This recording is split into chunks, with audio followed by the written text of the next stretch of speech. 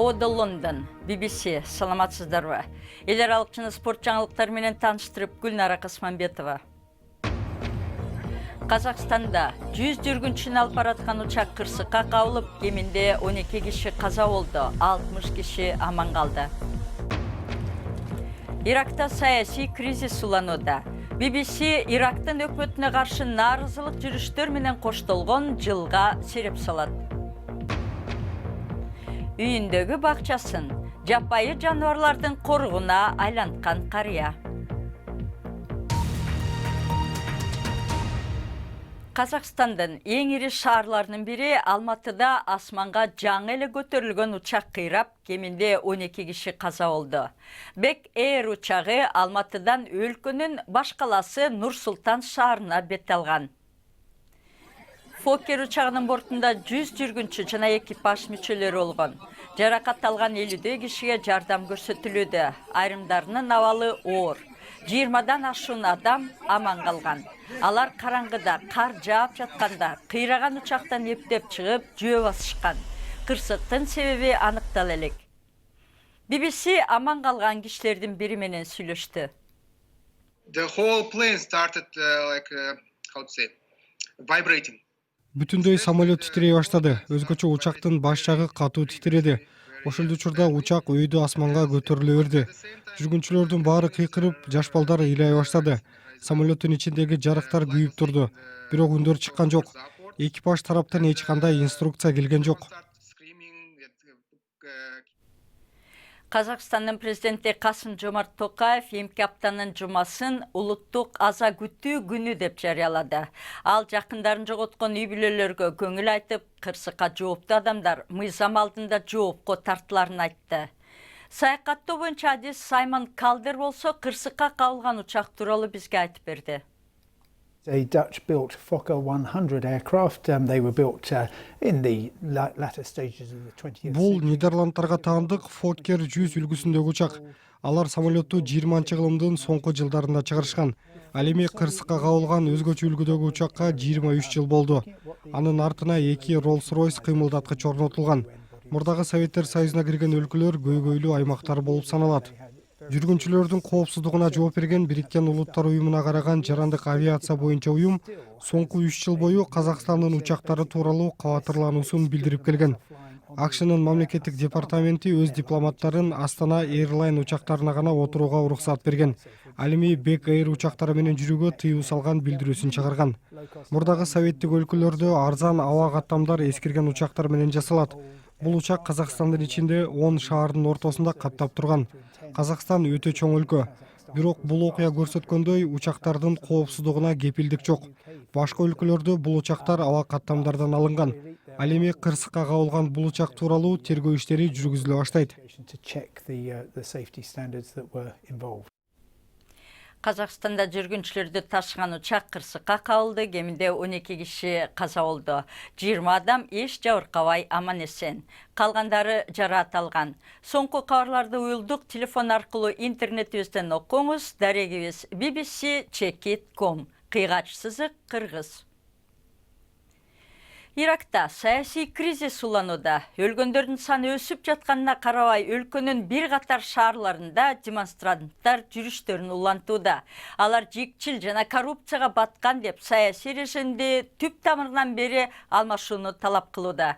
BBC араб кызматынын кабарчысы Феррас Килани Багдадтан баяндайт. Эл коркуп турат. Көптөр өлтүрүлдү.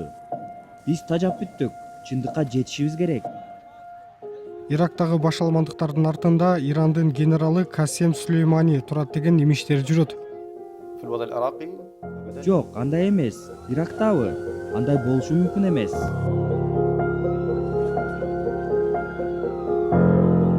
Иракта бул жылы өкмөткө каршы нааразылык акциялар көп болду. Ирактын эли коррупция, жумушсуздук, өкмөттүк мекемелердин начар кызматы жана чет элдик кийлик күчүүгө каршылыгын көрсөтүп, нааразылык акцияларына чыгып жатты. Алар сектанттык саясий элитага кыжырдануусун көрсөттү. Бириккен Улуттар уюмунун айтымында акциялар жүрүп жатканда 500 000 демонстрант каза болуп, 19 000 киши камакка алынды. BBC Багдадка барып айрым демонстранттар менен баарлашты. Алар кубаттуу куралчан согушкерлер тараптан бутак алынып жатканын айтты.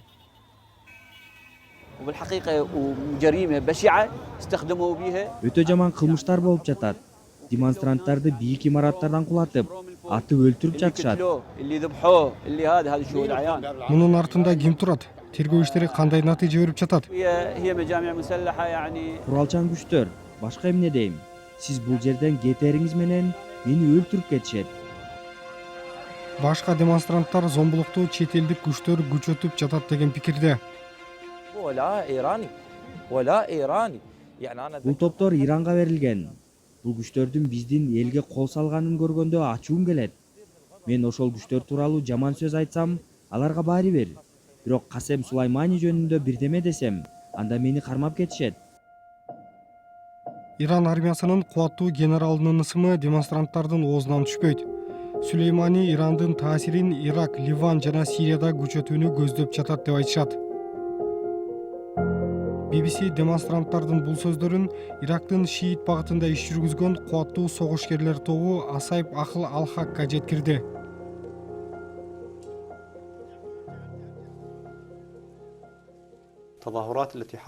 Акциялар учурунда зомбулукка кабылган бизбиз. Бирок сиз баш болгон топтун мүчөсү жерге берилип жатканда анын өлүмү үчүн өч алууну убада кылып жатканыңыз көрүнөт.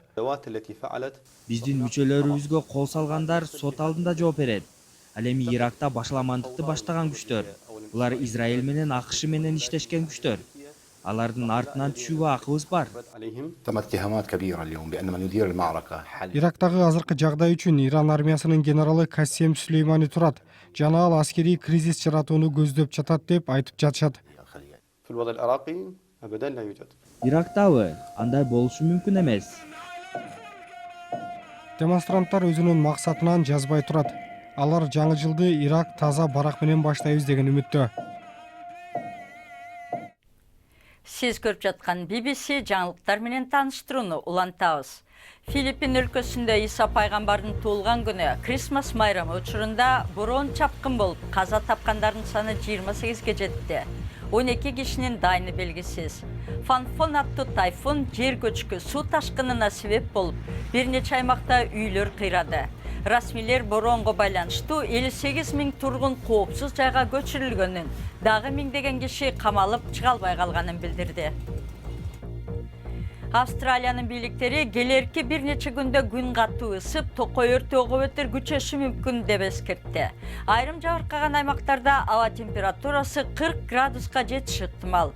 New South Wales, Түштүк Австралия жана Виктория аймагында 100гө жакын токойду дале өрт жалмап жатат. Израилдин премьер-министри Беньямин Нетаньяху добуштардын 70%-ын алып, бийликтеги Ликуд партиясын колго алды. Анын утулуп калган атаандашы Гидеон Саар мартта өтчү жалпы шайлоого карата Ликуд партиясын жетектей турган премьер-министрге жардам берерин айтты. Байланышты камсыздаган миңдеген жаңы спутниктер мейкиндикке учурулганы галактиканы изилдөөгө коркунуч келтирүүдө деп эскертти космонавттар. Алардын максаты ылдам иштеген интернет байланышын планетанын ар бир бурчуна жеткирүү. Бирок жаңы спутниктер телескоптон тарткан сүрөттөрдү тосуп, изилдөөлөргө тоскоол болушу ыктымал. Атактуу карате чебери Брюс Линин кызынын фирмасы маркум атасынын сүрөтүн колдонгону үчүн тез таттым тамактарын саткан популярдуу Кытай компаниясын сотко берүүдө. Шанон Ли жетектеген Брюс Ли Enterprise фирмасы Накта кунг-фу ресторандарынын түйүнүн анын брендин уруксааты жок пайдаланып жатканын айтып, $30 миллион компенсация талап кылууда. Накта кунг-фу болсо жергиликтүү бийликтер брендти колдонууга уруксаат бергенин айтып актанып жатышат. Джефф Грюкок деген киши кашкулак, аккуу, түлкү баш болгон түркүн жаныбарларды багат. 69 жаштагы карыя 2001 жылы ардактуу эс алууга чыккандан бери үйүнүн артындагы бакчасын жапайы жаныбарларды караган корукка айлантып алган. Ворвикширдеги коругунда ал 60 000 жаныбарга жардам берген. Бул канаттууну эми учурса болот. Канатынан жеңил жаракат алган экен. Учурда абалы жакшы. Бүгүнкү күнгө чейин 62 миңдей жаныбарды бул жерге алып келип өмүрүн сактап кала алдык. Алардын көбүн кайра кое бердик.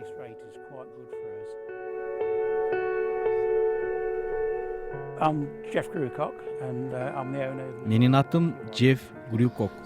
Мен Анитона жана Йоркшир коргунун кожоюну болом. Алгач корукту түптөгөнүмдө жапайы жаныбарлар гана болот деп ойлогом. Аларды кое берерден мурда жакшылап дарылоо керек.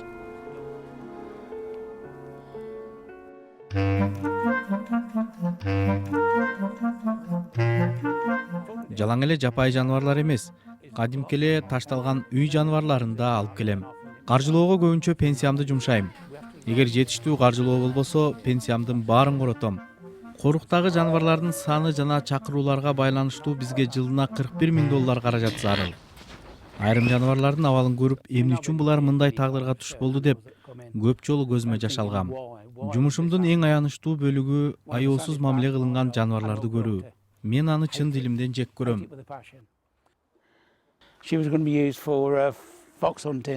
Муну түлкүгө аңчылык кылууга колдонушкан экен. Менде ок жеген, найза менен сайышкан жана жаа менен аткан жаныбарлар бар. Айрымдарын капканга түшүп калганда тапкам. Бул чынында аянычтуу. Анткени айрым жаныбарлар улуттуу жараат алгандыктан аларды уктатып коюш керек болот. Себеби алар катуу кыйналып жаткан болот.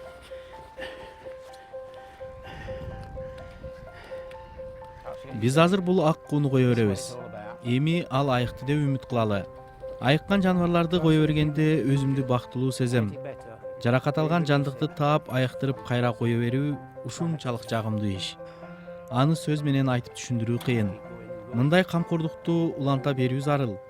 Ал үчүн акчам да жетип турат деп үмүт кылам. Эми спорт.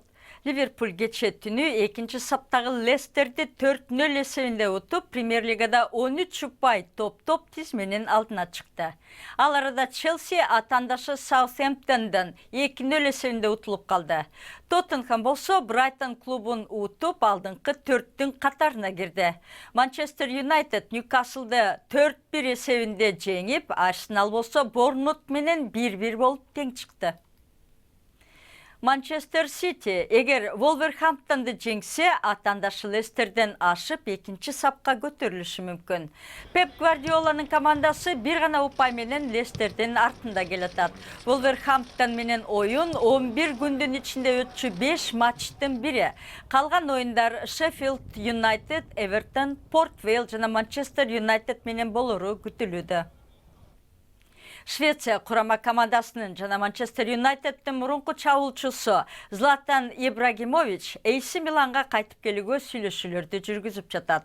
38 жаштагы оюнчуга кызыккандар көп.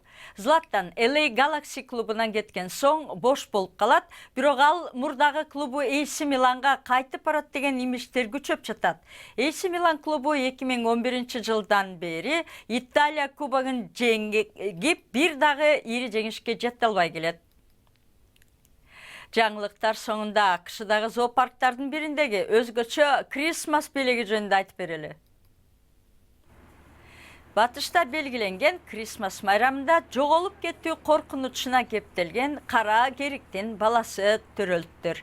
Анын апасы Поттер Парк зоопаркында жашаган 12 жаштагы Допси деп аталган керик. Бул зоопарктын 100 жылдык тарыхында биринчи жолу керик туулуп жатат. Кериктин баласына азырынча ат коюла элек. Кызматкерлер балакай керик жакшы тамактанып жатканын айтып, каалоочулар аны жаңы жылда көрө аларын айтышты.